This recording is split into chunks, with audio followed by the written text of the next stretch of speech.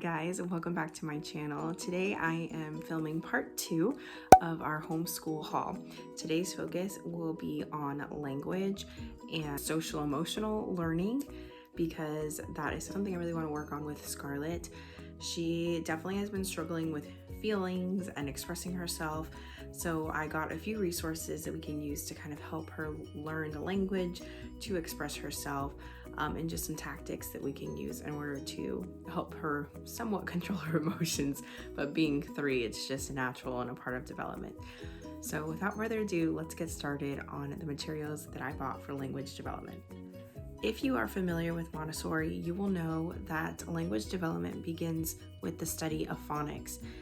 In most traditional schools, children are taught letter names and then letter sounds in order to begin reading. But Maria Montessori developed a different kind of philosophy that makes a lot of sense. Especially as a classroom teacher, I can tell you that this makes a lot of sense. That we should be teaching the letter sound and not the name of the letter, because when we read words, we're not saying the name of the letter.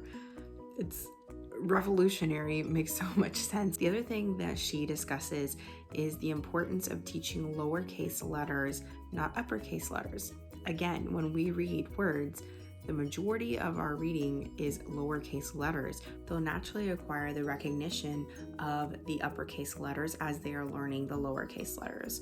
So in order to help Scarlett learn the phonemes, which is the individual sounds we hear in words, there are a couple materials that I picked up that are Montessori materials in order to help her develop that language. So the first thing that I picked up was sandpaper letters. Sandpaper letters are a staple material found in any Montessori classroom. They do not only help the child to visually see the formation of the letter, but they also help them to learn the pathway through a sensorial experience. You will see in a Montessori classroom that children will use 2 fingers. This is to help prepare them for the pincer grasp of holding the pencil. So they start with the 2 fingers. They trace the formation of the letter. It is made of sand, so I will zoom in there so you can see the grit. You do not have to buy these. I chose to buy these that are on wood just because they're more sturdy. You can easily DIY these at home. You can also even use just an index card with some glue and some sand thrown over it, or some of the glitter glue that's available, anything like that, just to give them that sensorial experience. I did pick up some uppercase letters that are made out of resin from a shop called The Little Letter Co.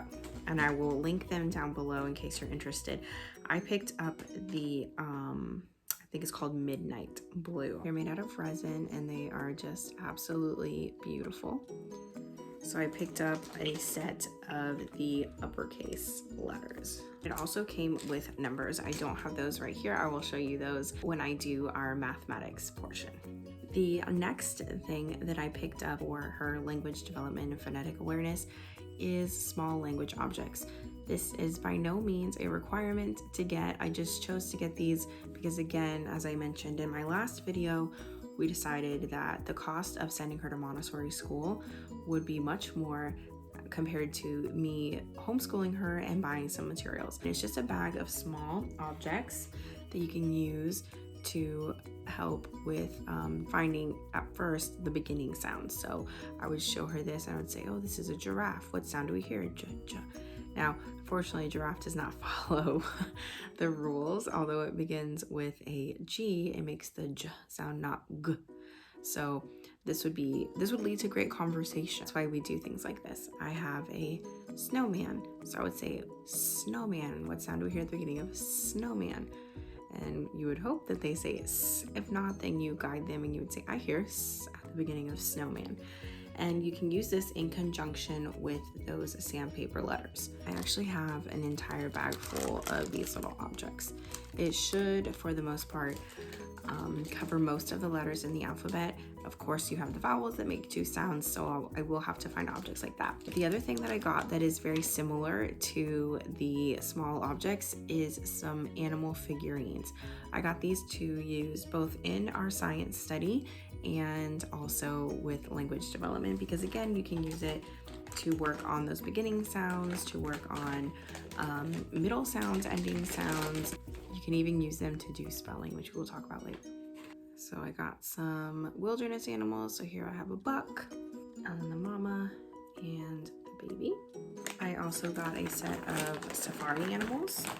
We have looks like a mountain lion, a cheetah, tiger, a ram, among others that I got. I just wanted to show you some of the ones that I purchased, again, to help with that language development and vocabulary. In my last video, I talk about one of the units I want to do with Scarlett is an ant study. So to go along with the ant study, I got figurines of the ant life cycle. I have the eggs, the larva, the pupa, and then we have the adult form.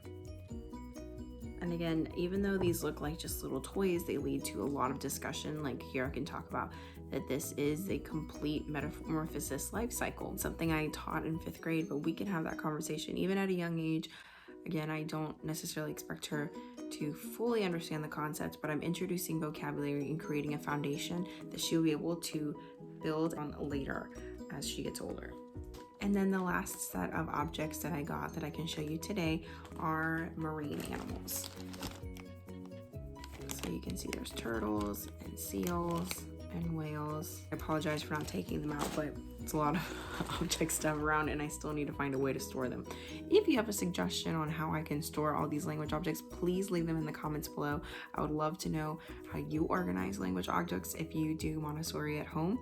And if you don't, if you have an idea of what I could do, you can also leave that down below. I would love to hear from you. Another way to use your sandpaper letters is to use your small learning objects to match to the sounds found at the beginning of a word. You could also do middle and ending sounds as your child becomes more developed in language awareness and identifying phonemes or the phonetics of words. I could start by first naming an object and asking my child to place it on the correct letter that matches the sound we hear at the beginning of the word. So I might start with this and say these are eggs, eggs. Which one of these is eh? And my child might point to this one and I would say, yes, that is eh. If my child were to point to this one, I would say, you showed me can you show me eh? And then we would self-correct by putting it on the other side. And then I would continue. Here I see a rabbit. I hear at the beginning of this word. Can you show me And then we would place it on the corresponding card. You could elaborate on this by just having your child sort it without providing the initial sound once they have mastered identifying the beginning sounds of words. I might tell my child, what is this? And they would say egg. And I would ask them to place it on the beginning sound we hear. Or I might say, what is this? Rabbit. What sound do we hear at the beginning of rabbit? Right. Rabbit. What is this? Egg. What sound do we hear at the beginning of egg? Egg. Then you would continue. You want to start out with a small amount of objects to help your child gain confidence and then continue with more objects. You could even do which one does not belong once your child becomes more fluent with activities like this one. If you don't want to invest in buying small objects, I completely understand. You can easily use pictures to help you with the phonetic acquisition. So I actually picked up this box of Lori language cards and I picked up the nouns. There are several different kinds. I'll link them down below. I'll link all the different versions that they sell. But what I like is that these cards are very large and they have realistic images and we can still use this with our phonetic studies.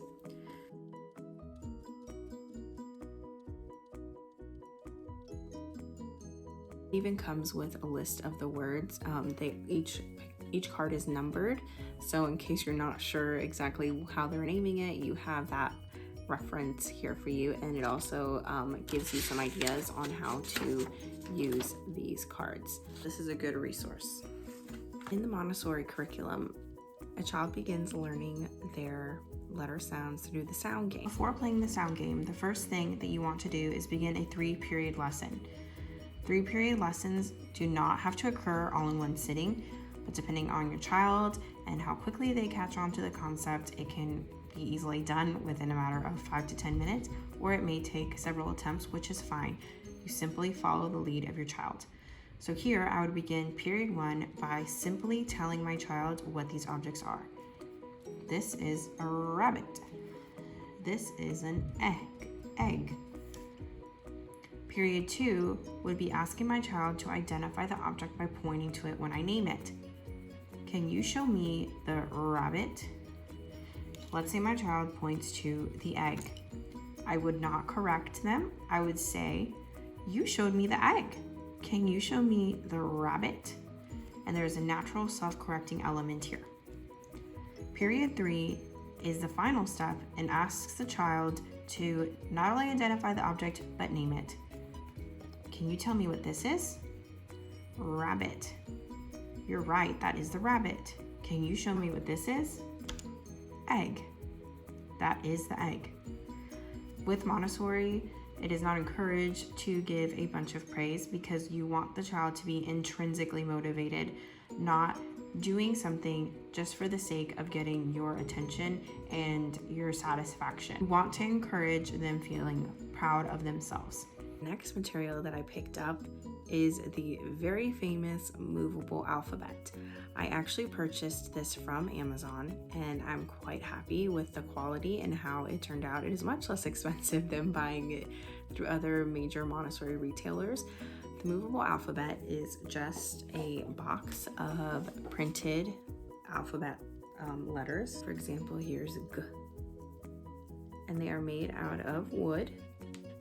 And these are used in a Montessori classroom to help with writing. Montessori said that a child first learns to read through writing. This is completely backwards of what you know in the traditional classroom. But basically what she says is when a child learns the phonemes and they begin to develop their phonetic awareness, they can use those phonemes to build words and through writing. If you consider what is done in the traditional classroom, where students not only have to learn the name of the letter, the sound of the letter, how to hold a pencil, which true proper grasp is not truly formed until the age of 5 or 6, then that is a lot for them to have to do on top of writing words and then learning to read. So Montessori developed the movable alphabet as a tool for the child in order to write the word.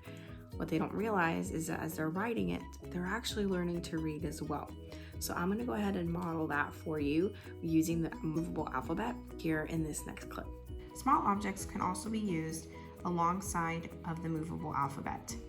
Here, I'm going to show you a scaffolding of how you would use the movable alphabet. So once your child has letter knowledge and understands the phonemes, they can use the movable alphabet to help them spell. So up here, we have a hat.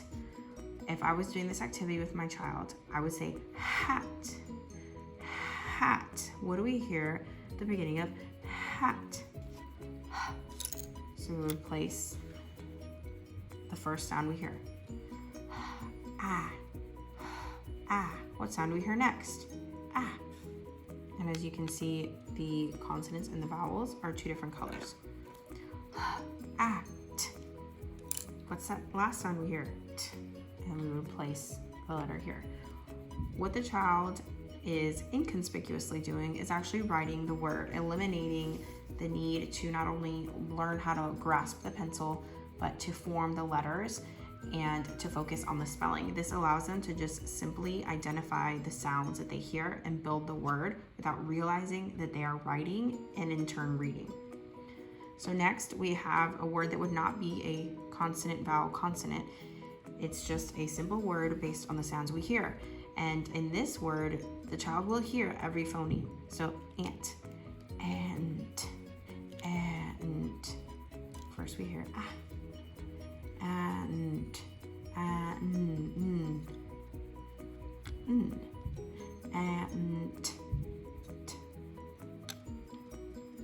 ant. And then in this last one, we have a situation that will arise as your child becomes more knowledgeable and more comfortable with identifying phonemes, which is not writing the word correctly because they are using the phonemes. They're doing exactly what we asked them to do, which is listening for the sounds. So in this case, we have a heart. Heart.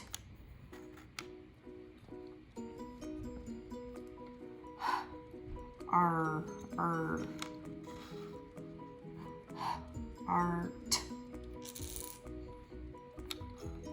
Heart. Now you and I both know that that is not spelled correctly, but the child did exactly what was asked of them. They sounded out the words according to the phonemes they hear. Art. Now as your child begins to learn things like diphthongs and digraphs, which are either two letters that come together to make a new sound or two letters that kind of blend together to make a sound, then they will be able to elaborate on their writing. Okay, so now I'm going to show you a few other items that I picked up in order to help Scarlett develop her phonetic awareness. So once we begin our letter study, where we focus on 2 to 3 letters and their sounds using the sandpaper letters and using the small language objects, I did pick up a few items that she could use to help continue to practice that knowledge and to introduce the uppercase letters, because as I mentioned, I will only be focusing on the lowercase letters, so this activity will kind of help her to merge the two uppercase and lowercase letters. This set is actually from Melissa and Doug. I will link it down below. They're just small cards made out of wood, so they're very durable and strong, and each one has a letter on the front and the back. So you can see the lowercase and the uppercase letter as well. This is a resource that she's had, and it's a puzzle set, and she absolutely loves it, but it is great for, again, helping once she does have that phonetic awareness that she can decode and build words. So it is from The Learning Journey. It's a spelling puzzle. They actually have a 3-letter word set, so probably your consonant, vowel, consonant words. You probably know them as CVC words. Last thing I want to show you today is the set of books that I did purchase for our homeschooling. Some of these will be used as references, and others are just going to be read aloud books that I am going to read to her. The first book I have is going to be a reference tool. So I am Cuban Dominican and I do speak Spanish. So I want to introduce the Spanish language to Scarlett. I did not, unfortunately, take advantage of that time from the age of 0 to 3 to introduce it to her. She does understand a little bit and says a few words, but I picked up this book from Usborne called My First 100 Words in Spanish. It's almost like a seek and find, which she really enjoys. So the objects are up here in Spanish and in English, and then she can find them down here in the picture. The books that I have will be on topics that we might cover this year. So this book, I excuse the sticker on the front, I actually picked this up at Goodwill. If you're ever looking for books, the donation places are definitely worth a look. But this is called Big Bug, and it's a book of opposites. So I'll just show you one of the pages. Here you have big cow, little dog. I actually won this in a Usborne party, and it's called Flamingo Plays Bingo, and it is a rhyming book. So I will definitely be introducing rhyming to Scarlett. It is an important skill for children to master at a young age in order to help with their language and reading and writing abilities. Something else I got from Usborne is this Home Sweet Home book. It covers different types of homes around our world, so I thought this would be good for like a cultural study. It will show homes. So again, bringing about that cultural awareness and acceptance. The book that I picked up was The Fiesta Dress. This is about a quinceañera. So it kind of is, it is relatable to us because I am Hispanic and we do celebrate quinceañeras. Next set of books I'm going to be showing you are social emotional books, or just awareness books is what I would call them. I saw this at Target and it is a phenomenal book. I definitely think that every child should own this book.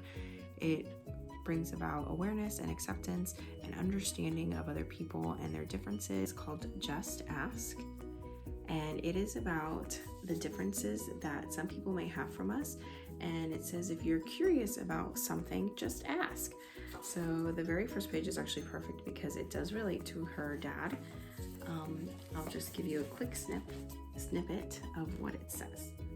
So it says, not everyone is comfortable answering questions about themselves, but I don't mind. What am I doing? Several times a day, I prick my finger to measure the sugar in my blood, and I give myself shots of medicine called insulin. I do this because I have diabetes, and my body doesn't make insulin naturally like other people's. And in the picture, you can see she is taking her medicine. Here, this is a little boy who has asthma, and you can see the inhaler. Here you see a girl who is blind, a boy who can't hear, so he's using sign language, children who experience autism, a little girl who has Down syndrome. So it just covers a variety of different disabilities, and it just says, again, if you're curious, ask questions. We're all different and we all have needs that need to be met. So it just embraces those. I just thought it was such a sweet book. So definitely I would say pick this one up. I'll link it down below. Again, like mine, this one is about embracing your skin, how beautiful it is, and we're all unique. Ooh, this is making me my tummy hungry.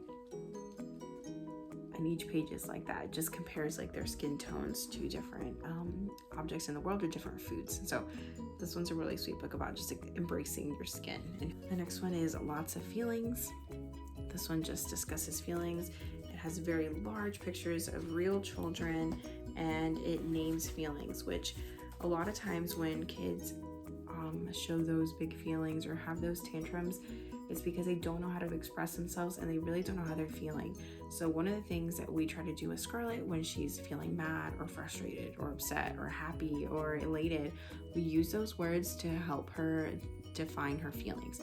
So here you can see the different feelings. Feeling sleepy. But this is a good one for labeling those feelings. I did want to share with y'all real quick these books. There is Where is Bear and Amazing Me, and I actually got these from the CDC website for free. They ship them to you, and they are for different ages. So this one right here, Where is Bear, is for 2-year-olds, and this one is for the 3-year-olds. So we'll be reading this one soon. But these are fun books, very engaging. But what I like is that on the inside, it actually talks about their milestones. So the whole book is about the milestones that they should be reaching by the age of 2. So you can see down here, it says by 2 years old, most children play simple make-believe games. And each page has those little snippets for you as the parent, but in the story, there's actually the make-believe going on. So they merge the two, what they should be meeting as a milestone and information for you. So I'll link the CDC website for you. All right, we are a family of faith, so something that I did buy was the 1-year devotions for preschoolers. So very simple devotionals to read each day. So that is going to be part of our morning circle time that we'll read our devotions and just discuss what the devotion of the day is. Just thank you so much for joining me today. I hope that you enjoyed the items here. Again, I will link all that I can down below in the description box. If you like this video, please make sure to subscribe. I will be making more videos like this. I still need to show you mathematics and practical life activities that I have here in our home so far. And I will also be doing a homeschool room tour once I get that done. I'm gonna need your help though. I'm gonna need some ideas on how to organize some of these items. See you soon.